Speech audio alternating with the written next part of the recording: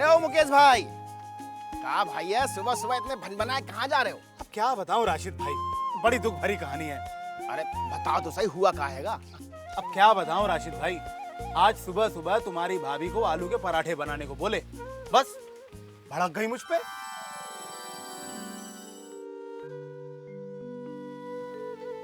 लीजिए, हर साल आलू की फसल लगाते हो, जी तोड़ मेहनत भी करते हो, पर लाभ कोई नहीं। अब क्या करूं, जितना अपने बस में है वो तो कर ही रहा हूं ना। अरे कोई तो तरीका होगा, किसी से पूछो, किसी से कोई सही राय लो, पर नहीं, तुम्हें तो अपनी ही डफली बजानी है। मेरे मायके में जाकर देखो आलू की उपज, आंखें खुले की खुली रह जाएंगी। क्या बताऊं राशिद भाई। अरे भैया मैं ये तो समझ गया कि तुमने डांट खाई है। अब ये तो बता दो आखिर जा कहाँ रहे हो?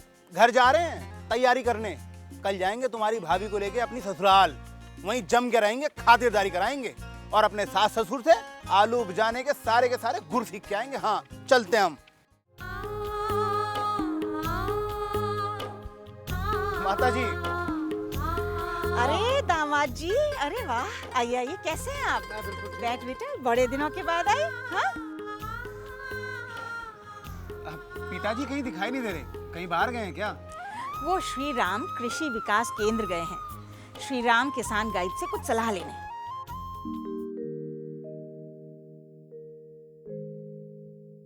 लेखराम जी, हम आपसे आलू की खेती के बारे में जानकारी हासिल करने आए। डॉक्टर साहब, आलू की अच्छी पैदावार के लिए कैसा खेत और कैसी माटी सही होती है? देखिए हजारी लाल जी, आलू की खेती के लिए अच्छे जल निकास वाली बलुई दोमट या दोमट मिट्टी सबसे बढ़िया होती है। आलू बोने से पहले खेत का पलेवा करना जरूरी होता है। जी डॉक्टर साहब, ऐसा ही करूंगा। अब दूसरी जरूरी बात है उन्नत किस्म के चुनाव की।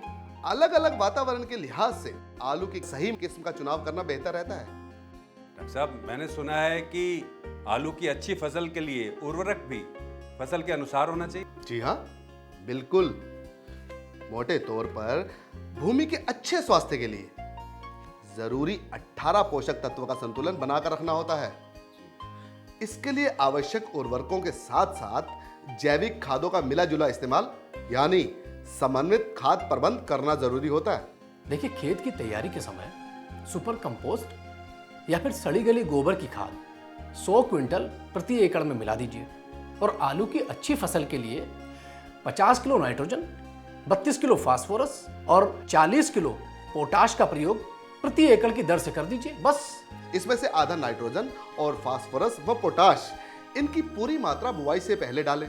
मिट्टी में जस्ता और लोहा जैसे सूक्ष्म तत्वों की कमी होने पर इसमें 10 किलो जिंक सल्फेट और 20 किलो फेरियस सल्फेट डालें। शेष बचा आधा नाइट्रोजन 25 से 30 दिन की खड़ी फसल पर टॉप ड्रेसिंग करना और मिट्टी चढ़ाना होता है। डॉक्टर साहब, यूरिया और फॉस्फेट तो हम डालते ही हैं, लेकिन ये पोटाश क्यों? देखिए हजारीलाल जी, आलू की फसल की मुख्य समस्या है पाला लगना, कंद का सही विकास ना होना या नमी के कम या ज्यादा होने से फसल को नुकसान होना। पोटाश की समुचित मात्रा डालने से इन सभी समस्याओं में हमें लाभ मिलता है। अच्छा, पोटाश आलू की खेती के लिए इतना जरूरी है? देखिए, आलू के पौधे को अगर सही मात्रा में पोटाश ना मिले तो कंद का पूरा विकास नहीं हो पाता है, तो इससे उपज में तो कमी आती ही है। साथ ही साथ पौधा और जड़ कमजोर होकर उसमें कीट का लगना और रोग का असर ज्यादा होता है। डॉक्टर साहब, कंद का आकार बड़ा पाने के लिए पोटाश जरूरी है, यानी कि उपज का वजन ही पोटाश पर निर्भर है। बिल्कुल सही समझा आपने।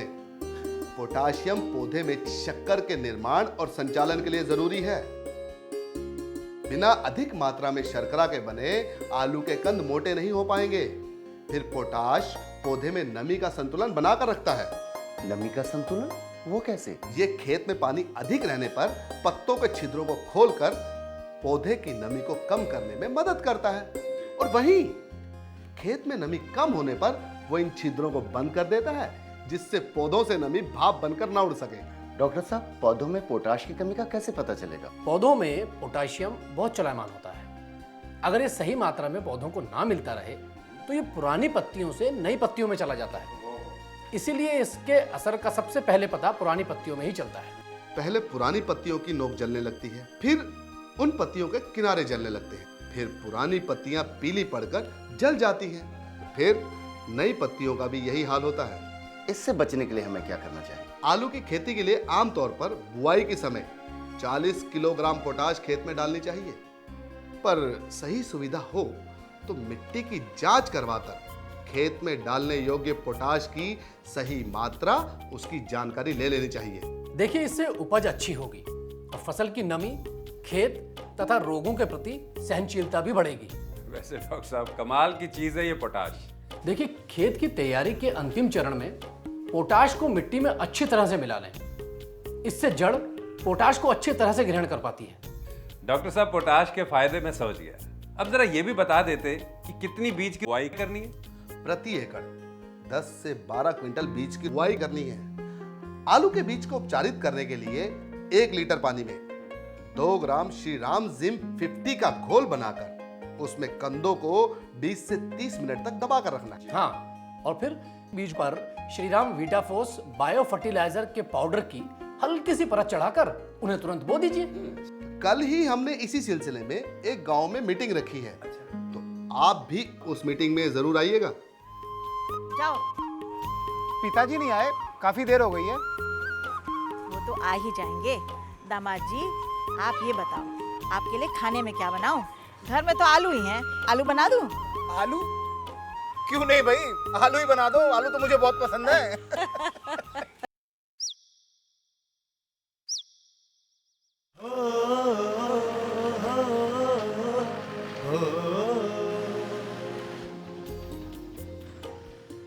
और देवदत्त भाई कैसे हो? सब बढ़िया है जी। और हजारी लाल जी कहाँ जा रहे हैं? वहाँ चौपाल में श्री राम किसान गाइड और डॉक्टर तोमर आए हुए हैं। आओ बैठो, मैं भी चलता हूँ वहीं।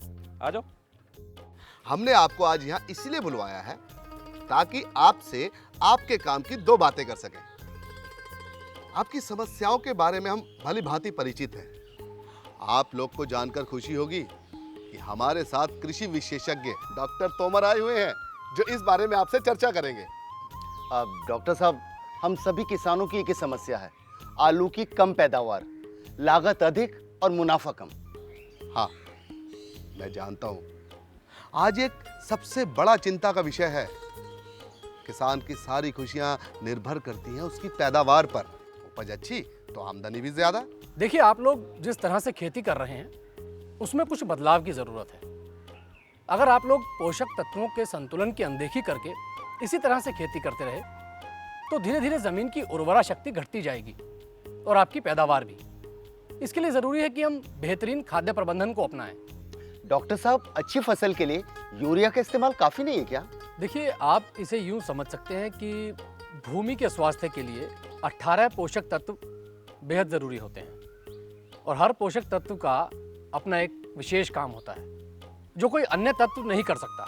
डॉक्टर साहब, यहाँ सब बेचैन हैं खुशहाली का मंत्र जानने के लिए। मेरा मतलब आलू की बढ़िया फसल के लिए। देखिए, सबसे पहले मैं आपको आलू की बुआई की उपयुक्त विधि के बारे में बता देता हूँ। मेड़ की पंक्ति के बीच की दूरी 60 सेंटीमीटर की रखनी चाहिए।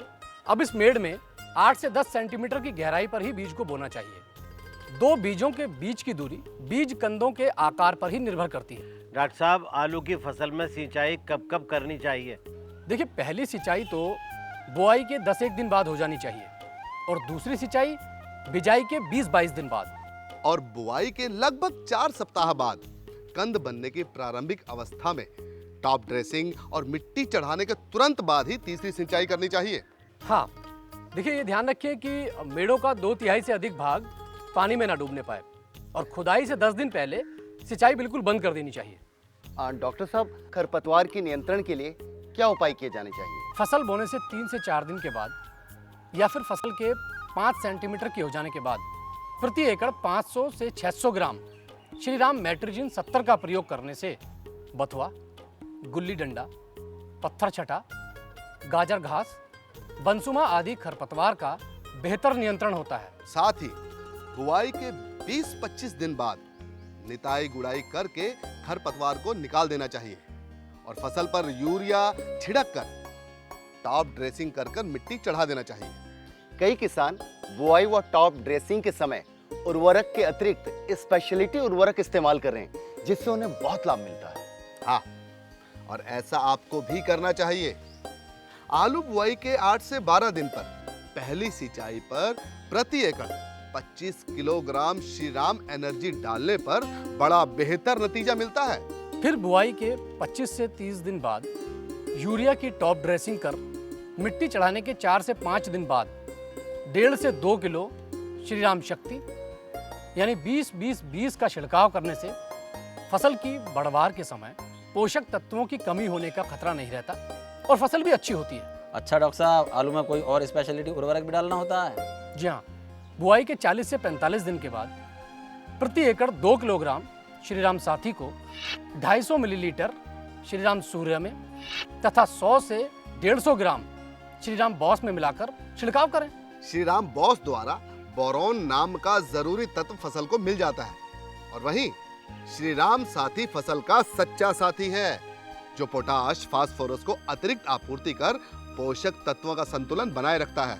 हाँ, और ध्यान रखने वाली बात यह है कि इन उर्वरकों को बताई गई सही मात्रा में ही डालना चाहिए, पर कीट और रोगों के नियंत्रण का ध्यान रखना भी बहुत जरूरी है। डॉक्टर साहब, कटुआ कीट जिसकी सुंडी रात के समय पौधों को जमीन की सतह से काट के गिरा देती है, उसकी रोकथाम के लिए कुछ उपाय बताइए। देखिए, 400 लीटर पानी में 800 मिलीलीटर श्रीराम क्लोर या फिर 200 से 300 मिलीलीटर श्रीराम क्लोर प्लस का घोल बनाकर उसका छिड़काव प्रति एकड़ के हिसाब से करें। तो सबसे पहले अगेती झुलसा के बारे में जानिए। अगेती झुलसा रोग में आलू की पत्तियों पर भूरे गोलाकार या अंडाकार धब्बे बनते हैं जो बाद में पीली फफूंद से ढककर झुलस जाती है। देखिए, इसकी रोकथाम के लिए श्रीराम डबल एम 400 से 500 ग्राम या 600 से 800 ग्राम श्रीराम मैंकोजेब 200 से 250 लीटर पानी में घोलकर प्रति एकड़ के हिसाब से 10 से 15 दिनों के अंतराल में 2 से 3 बार छिड़काव करें।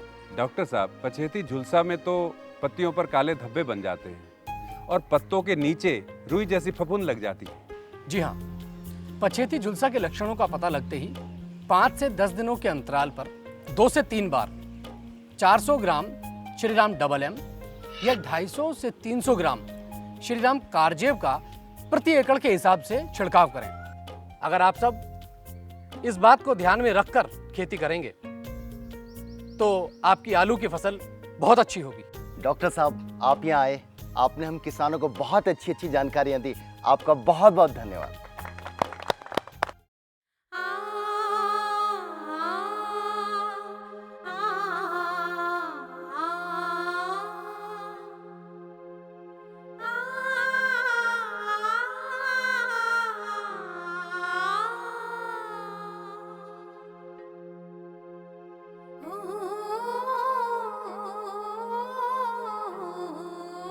क्या बात है मुकेश भाई, अरे बधाई हो बधाई, क्यों बम्पर उपज पाई। सही कहते हो राशिद भाई, तभी तो कहते हैं सही राय किस्मत चमकाए।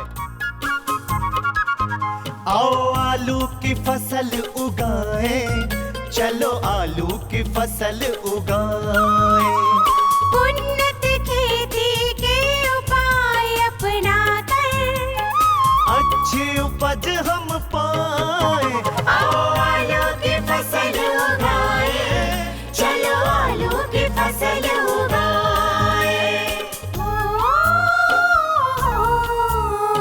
सही हो माटी, बीज और बुआई, फिर बढ़िया उपज क्यों ना हो भाई। समन्वित पोषण और दवाई, कीट व रोग से फसल बचाए। आओ आलू की फसल उगाए, चलो आलू की फसल उगाए।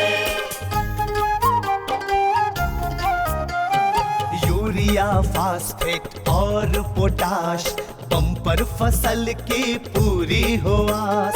बढ़िया कंद अच्छी कीमत, खेती से खुशहाली लाए। आओ आलू की फसल उगाए, चलो आलू की फसल उगाए।